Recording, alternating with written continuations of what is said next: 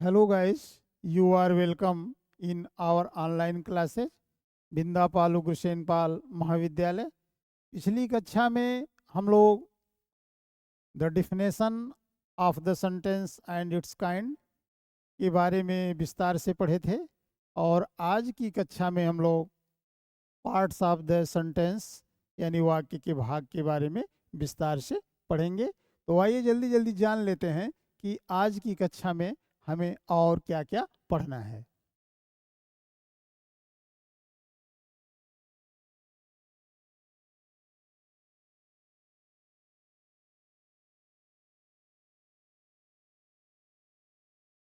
Parts of the sentence यानी वाक्य के भाग।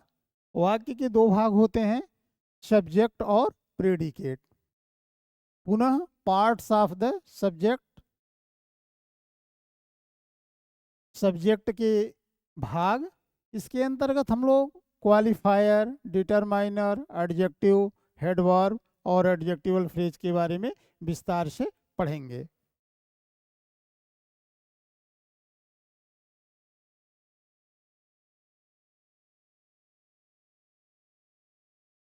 पार्ट्स ऑफ द सेंटेंस, प्रत्येक वाक्य के दो भाग होते हैं। पहला सब्जेक्ट है, दूसरा प्रेडिकेट है। सब्जेक्ट यह वाक्य का वह भाग होता है जिसमें किसी व्यक्ति अथवा वस्तु का नाम लिखा होता है जिसके विषय में हम कुछ कहते हैं। जैसे उदाहरण देखो, मनोज बाट एक कार। मनोज ने एक कार खरीदा। इस वाक्य में मनोज सब्जेक्ट है। नोट, क्रिया से पहले कौन या किसने लगाकर प्रश्न करने से जो उत्तर में शब्द आए वह सब्जेक्ट होता है। मनोज बाट एक कार, मनोज ने एक कार खरीदा। कार किसने खरीदी? मनोज ने। इसलिए इस वाक्य में मनोज क्या है? सब्जेक्ट है। दूसरा प्रेडिकेट, यह वाक्य का वह भाग होता है जिसमें सब्जेक्ट के विषय में कुछ बताया जाता है। जैसे Mohan went to school, Mohan school गया। इस वाक्य में वेंट टू स्कूल इतना भाग प्रेडिकेट है। नोट, वाक्य में सब्जेक्ट को छोड़कर शेष बचा हुआ भाग प्रेडिकेट होता है। इम्परेटिव सेंटेंस में सब्जेक्ट यू होता है जो कि छिपा हुआ रहता है।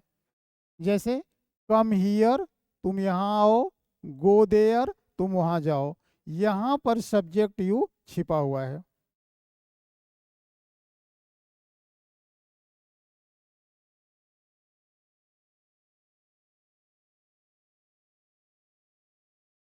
एग्जाम्पल देखिए, the sun rises in the east.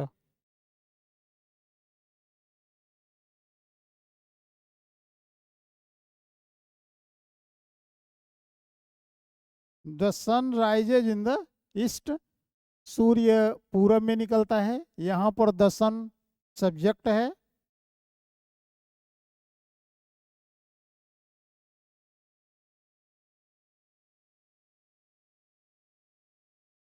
The sun subject है, rises in the east predicate है। फिर अगले वाक्य को देखिए, my elder brother lives in Delhi. इसमें माई एल्डर ब्रदर सब्जेक्ट है, लिव्स इन दिल्ली प्रेडिकेट है।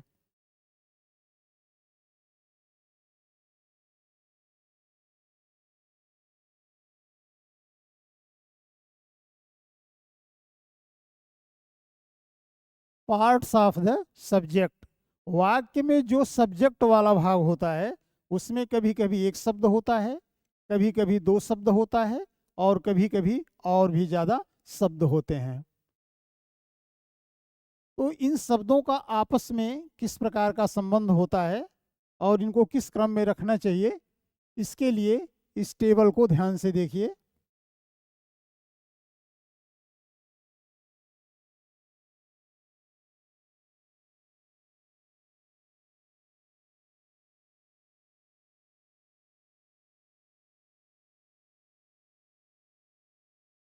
ये सब्जेक्ट है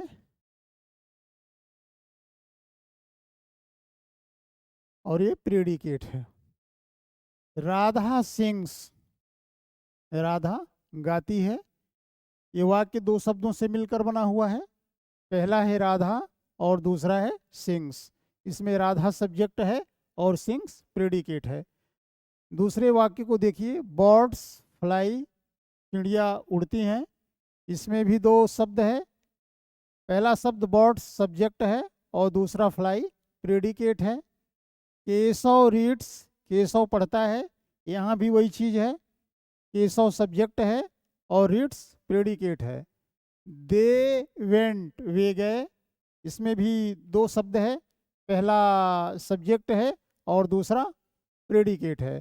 वॉकिंग इज यूजफुल, टहलना लाभदायक है। वॉकिंग सब्जेक्ट है, यूज इज यूजफुल प्रेडिकेट है। स्मोकिंग इज हार्मफुल, धूम्रपान नुकसानदायक है। यहाँ भी दो शब्द है, पहला स्मोकिंग सब्जेक्ट है, इज हार्मफुल प्रेडिकेट है। To swim is good for health, तैरना स्वास्थ्य के लिए अच्छा है। इसमें भी दो शब्द है, पहला शब्द सब्जेक्ट है और दूसरा प्रेडिकेट है। टू ईरा इज ह्यूमन, भूल मानवीय है। इसमें भी दो शब्द है, पहला सब्जेक्ट है और दूसरा प्रेडिकेट है।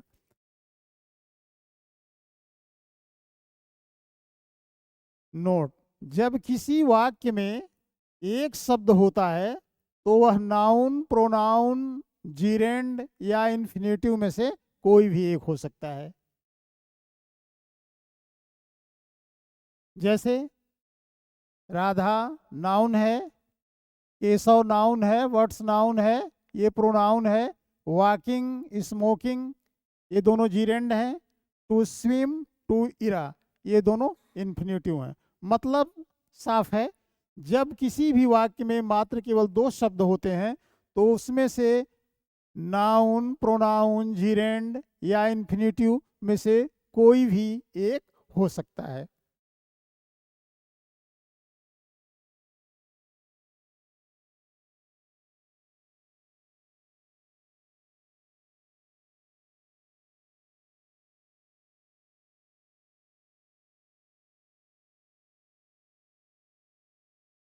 टेबल 2 को ध्यान से देखिए।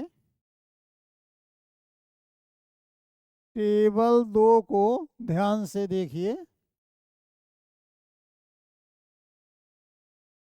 सब्जेक्ट और प्रेडिकेट, इसमें सब्जेक्ट पार्ट के अंतर्गत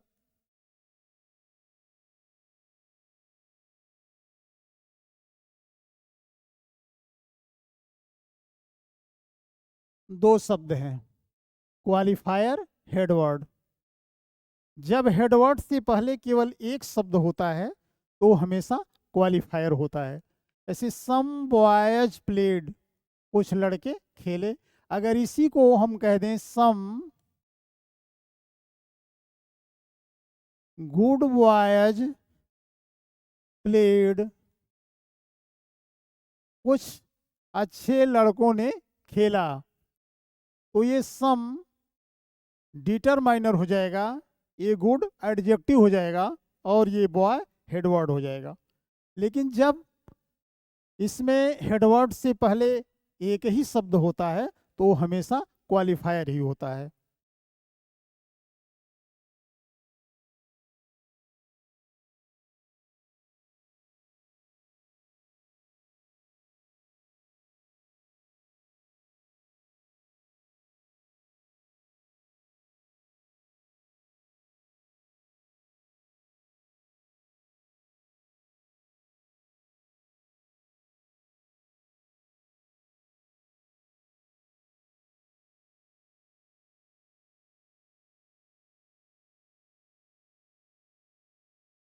यहाँ पर टेबल 3 को ध्यान से देखिए।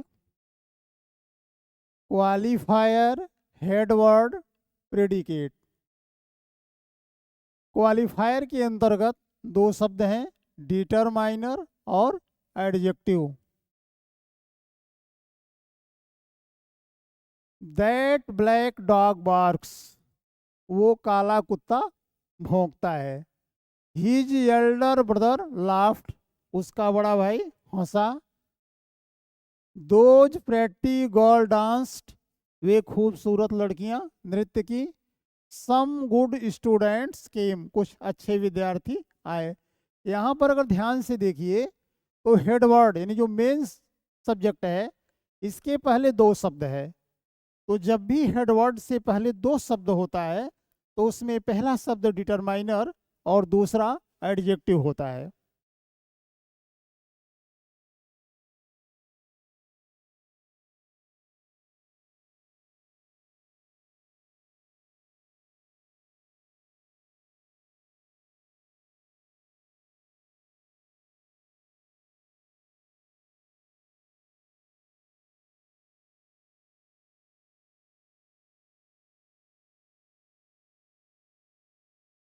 एडजेक्टिव और एडजेक्टिवल फ्रेज में अंतर। एडजेक्टिव और एडजेक्टिवल फ्रेज में अंतर। एडजेक्टिव में हमेशा एक शब्द होता है, जबकि एडजेक्टिवल फ्रेज में मोर देन वन वर्ड्स होता है। एडजेक्टिव हमेशा नाउन या प्रोनाउन से पहले लगता है, जबकि एडजेक्टिवल फ्रेज हमेशा नाउन या प्रोनाउन के बाद में होता है। टेबल 4 को ध्यान से देखिए। सब्जेक्ट पार्ट है, ये प्रेडिकेट पार्ट है। सब्जेक्ट के अंतर्गत डिटरमाइनर, एडजेक्टिव, हेडवर्ब और एडजेक्टिवल फ्रेज, ये चारों हैं। जब हेडवर्ड से पहले दो शब्द होता है तो पहला शब्द डिटरमाइनर, दूसरा एडजेक्टिव, तीसरा हेडवर्ड, और हेडवर्ड के बाद जो शब्द आता है वो एडजेक्टिवल फ्रेज होता है। जैसे my younger son in Kanpur is an engineer, मेरा छोटा बेटा कानपुर में इंजीनियर है। अब माई डिटरमाइनर है, यंगर एडजेक्टिव है, सन हेडवर्ड है और इन कानपुर एडजेक्टिवल फ्रेज है। इसी प्रकार दूसरे वाक्य में the blind man with A stick is very rich, the blind man अंधा व्यक्ति विथ ए स्टिक जो छड़ी पर है, इज वेरी रिच बहुत धनी है।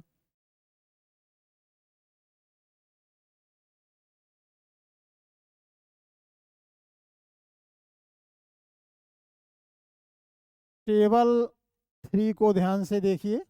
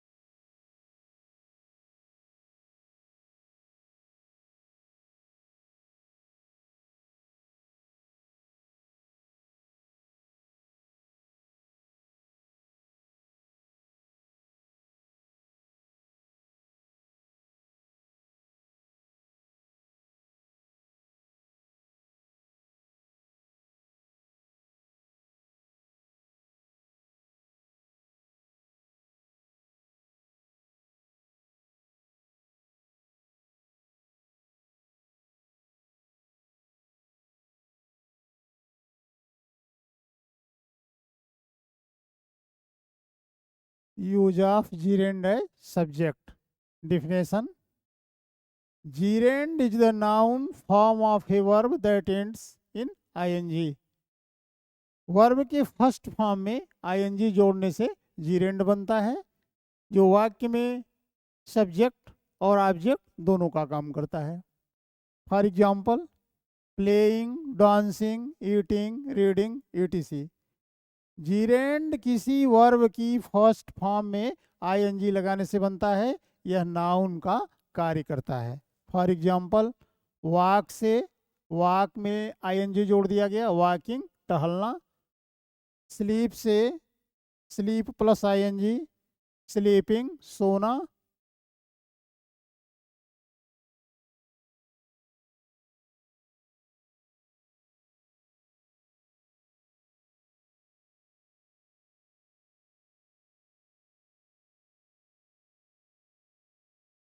टेबल 5 को ध्यान से देखिए,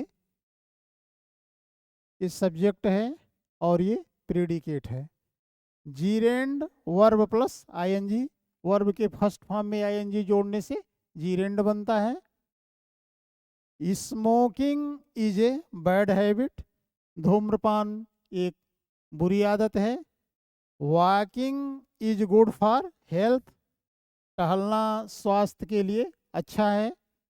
swimming is a good exercise, तैरना एक अच्छा व्यायाम है। रीडिंग मेक्स अस परफेक्ट, पढ़ना हमको पूर्ण बनाता है। इन सभी वाक्यों में वर्ब के फर्स्ट फॉर्म में आईएनजी जोड़ करके बनाया गया है और ये सभी जो है नाउन का काम कर रहे हैं।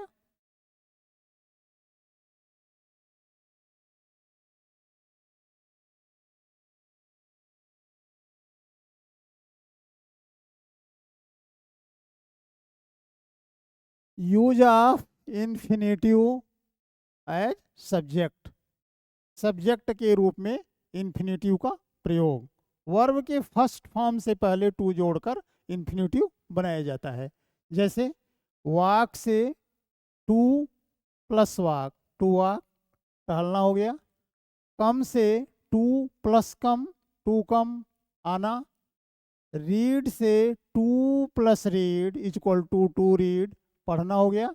लाफ से to plus laugh is equal to to laugh, हंसना। टेबल 6 को ध्यान से देखिए, ये सब्जेक्ट है और ये प्रेडिकेट है। इन्फिनेटिव टू प्लस वर्ब से बना है।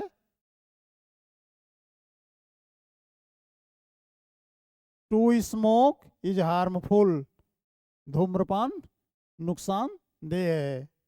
To work is our duty, काम करना हमारा कर्तव्य है। टू स्लीप इज इसेंशियल, सोना जरूरी है। इन सभी वाक्यों में वर्ब से पहले टू जोड़कर इन्फिनेटिव बनाया गया है, जो वाक्य में नाउन का कार्य कर रहा है।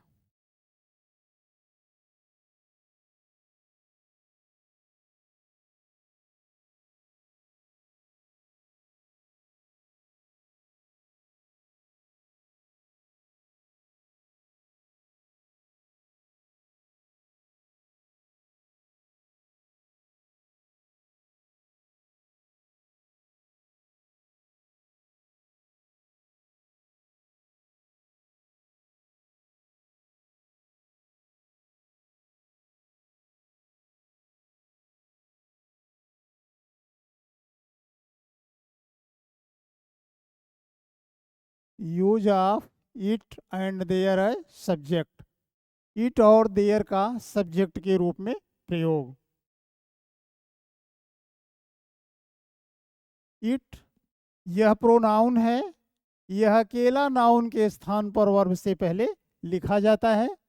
देयर सब्जेक्ट की तरह प्रयोग होने पर देयर का प्रयोग इंट्रोडक्टरी होता है, इसलिए वाक्य में इसका कोई अर्थ नहीं लगाया जाता है। आप कह सकते हैं कि इट और देयर दोनों डमी सब्जेक्ट होते हैं और सेंटेंस में इनका कोई भी अर्थ नहीं लगाया जाता है। नोट, इट और देयर जिस वाक्य में प्रयुक्त होते हैं वे डमी सब्जेक्ट यानी अर्थहीन कर्ता भी कहलाते हैं। जैसे it is a fine weather, यह एक सुहाना मौसम है। It is 6 o'clock in the morning, सुबह के 6 बजे हैं। इन दोनों वाक्यों में इट का कोई अर्थ नहीं है, ये डमी सब्जेक्ट हैं, अर्थहीन कर्ता हैं, इनका वाक्य में कोई अर्थ नहीं है, ये सिर्फ इसको इंट्रोड्यूस करने के लिए प्रयुक्त हुए हैं।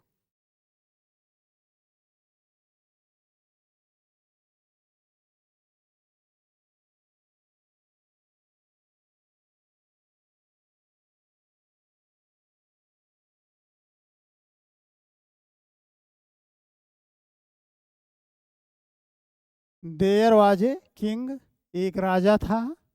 There are 2 doors in the room, कमरे में 2 दरवाजे हैं। There lived an old lady in a village, एक गांव में एक बुढ़िया रहती थी।